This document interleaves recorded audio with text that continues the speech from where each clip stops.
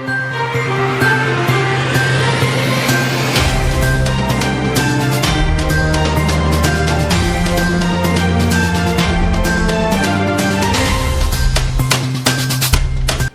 evening and welcome back on DBS TV. This is the midweek edition of the news. Today, with the coming of CHAN 2021 football competition and AFCON 2022 still to come, Cameroon can boast of having close to 10 football stadia in the various cities of the country, many of which are newly constructed. Some of the newly constructed and renovated stadiums were baptized with football matches and spectators who had the privilege to witness the game live and in person.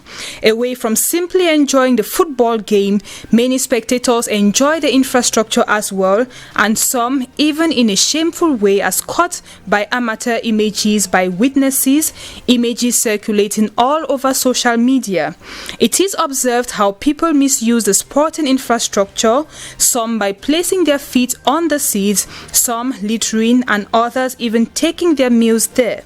This only reflects the reckless and uncivil nature of some Cameroonians and portrays a poor image of Cameroon both for those at home and abroad. Talking of a bad image, the irresponsible attitude hasn't failed to raise disgust and retribution from observers, and particularly on social media. As if doubt concerning the quality and durability of the structures is not enough, the ability of Cameroonians to help in protecting and preserving the national architectural structure is even bigger, a question and doubt.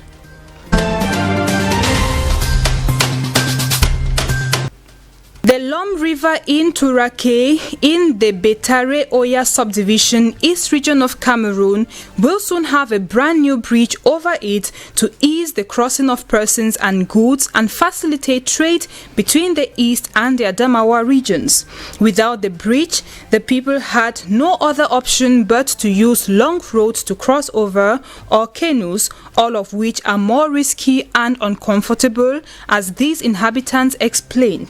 All these problems would soon be a thing of the past, according to Gaston Elundue Somba, Minister of Energy and Water Resources, who launched the construction of the Turake Bridge. Pour les ministres, merci pour le président de la République qui nous a envoyé pour nous faire le pont ici. Merci. Nous voici aujourd'hui ici, son Excellence Paul Biya envoie son ministre pour la pose de la première pierre. C'est une grande fierté pour nous. This comes under the framework of Government Environmental and Social Management Plan for the Lompanga Dam, a dam with a section constructed on the Lom River about 88 kilometers north of Betua. With an estimated budget of 9 billion and 73 million francs CFA, the 140 meters long bridge would be constructed by Razel, a French construction and civil engineering company. It would be financed by the French Development Agency, a bilateral development finance institution that participates in promoting and financing development throughout the world on behalf of the French government. This explains the presence of the director of the agency and the French ambassador to Cameroon. Christophe Guillou, French ambassador to Cameroon, highlighted the French motivation for financing the project. The aim of financing this important bridge, the idea is to enhance the production of electricity, and the idea was to finance the dam of Lompanga at a cost of 40 billion French CFA. The construction work for the Turake Bridge is expected to last for 24 months.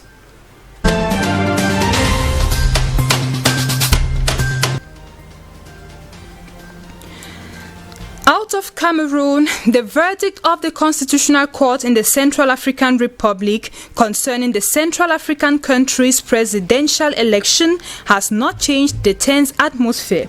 The re-election of President Faustin Archange Touadéra is still not unanimous.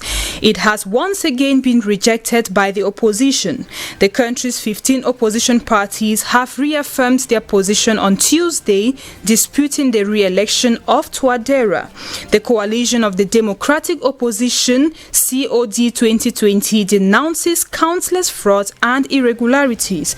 The opposition says the Electoral College of December 27, 2020 was only a masquerade and in no way reflects the expression of the will of the Central African people.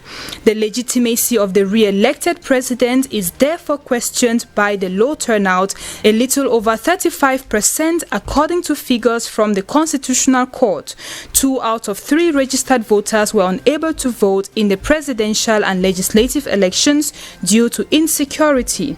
His challengers have filed several appeals to the Constitutional Court to challenge the results. The latter cancelled or rectified the result of certain polling stations for irregularities, but ruled on Monday that given the extent of the gap in votes, the impact could not reverse the results.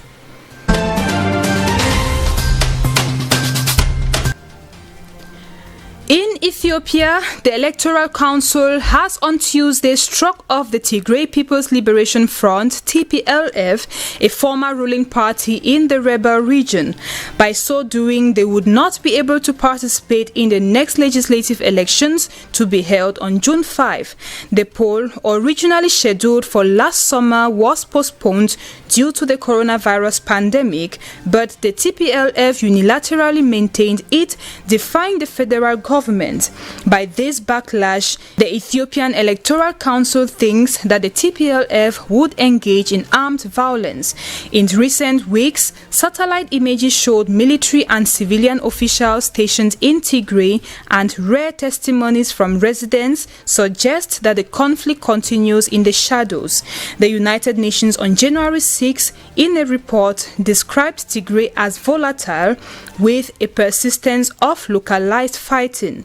The UN is particularly concerned about possible abuses in 2 camps sheltering more than 30,000 Eritrean refugees in camps that are still inaccessible. Further escalating tensions are expected in the months ahead after the decision to sideline the TPLF in the legislative election.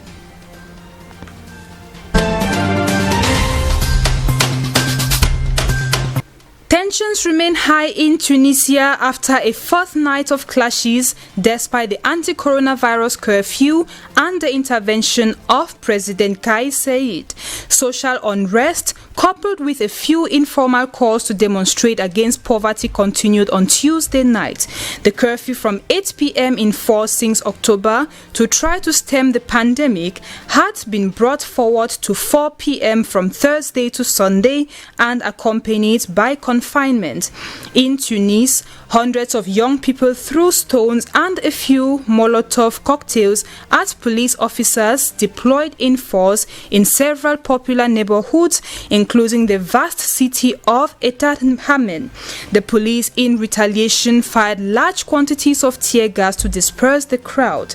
Despite the arrest of over 600 people, clashes have continued as the army has been deployed to secure public buildings.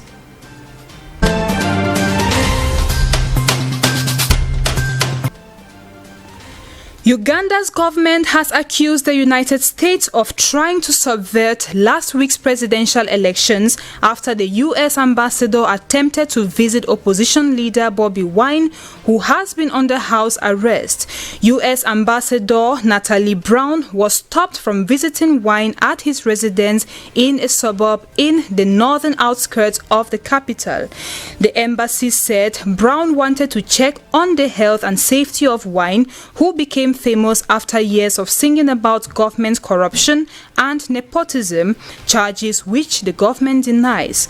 Lawyers of Bobi Wine filed a court petition to try to bring his house arrest to an end.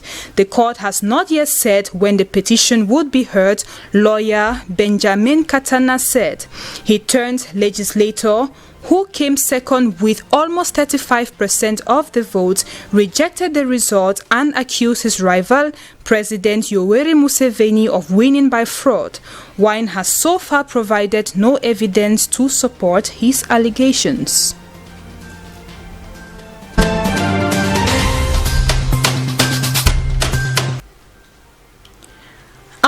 Africa, today marks the swearing-in of Joe Biden as he takes the oath of office today to become the 46th President of the United States. He will take the helm of a deeply divided nation and inherit a confluence of crises arguably greater than any faced by his predecessors.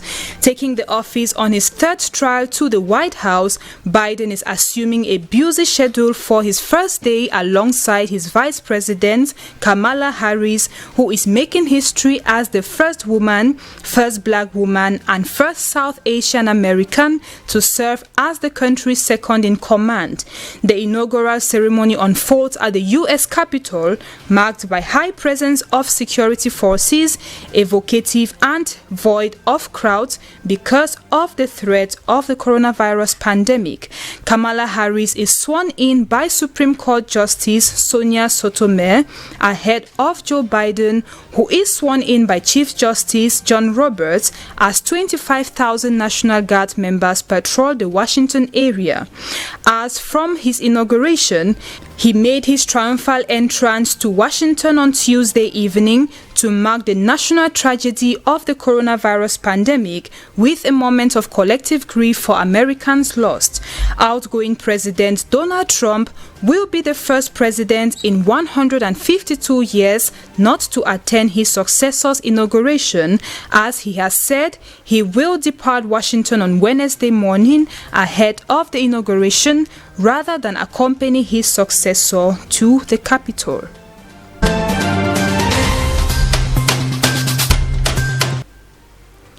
Still in the United States, outgoing President Donald Trump has granted presidential pardon to his disgraced former aide, Steve Bannon, as part of a wave of pardons and commutations during his final hours in office. The statement issued by the White House on Wednesday included a list of the names of 73 pardoned individuals and 70 others whose sentences were commuted. Steve Bannon was a key strategist and advisor to President Trump during his 2016 campaign. He was charged in August last year with fraud over a fundraising campaign to build a wall on the US-Mexico border to stem illegal immigration, a key plank of Mr. Trump's 2016 presidential campaign. The move coming shortly before Joe Biden is sworn in as the next president of the United States is crazy, said Democratic Representative Adam Schiff on Twitter.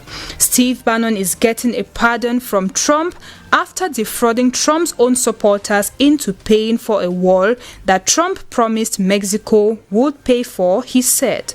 Rapper Lil Wayne received a pardon, and there were commutations for rapper Kodak Black and former Detroit Mayor Kwame Kilpatrick.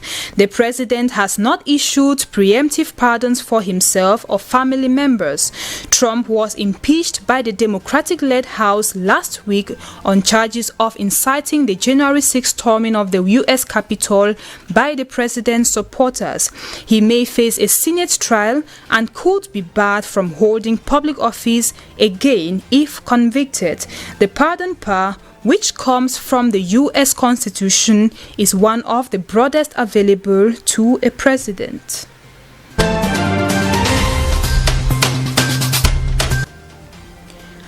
And we end in Germany, where Chancellor Angela Merkel and the leaders of the country's 16 states have agreed to keep the lockdown in place and introduce tougher measures to fight the spread of the coronavirus.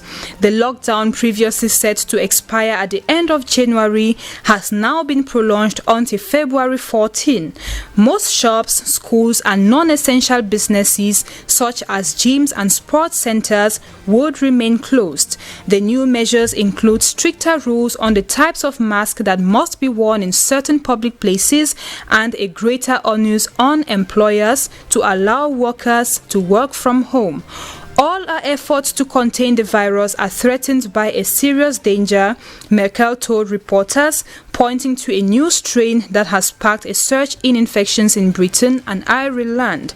Merkel added Germany would use an EU summit on Thursday to call for synchronized measures to rein in the spread of the new strains. She warns that Europe's top economy may have to install border checks if neighbors fail to find a deal within the bloc, noting the many cross-border commuters every day. That marks the end of the news for today. Thanks for being with us. Keep watching DBS TV and see you tomorrow.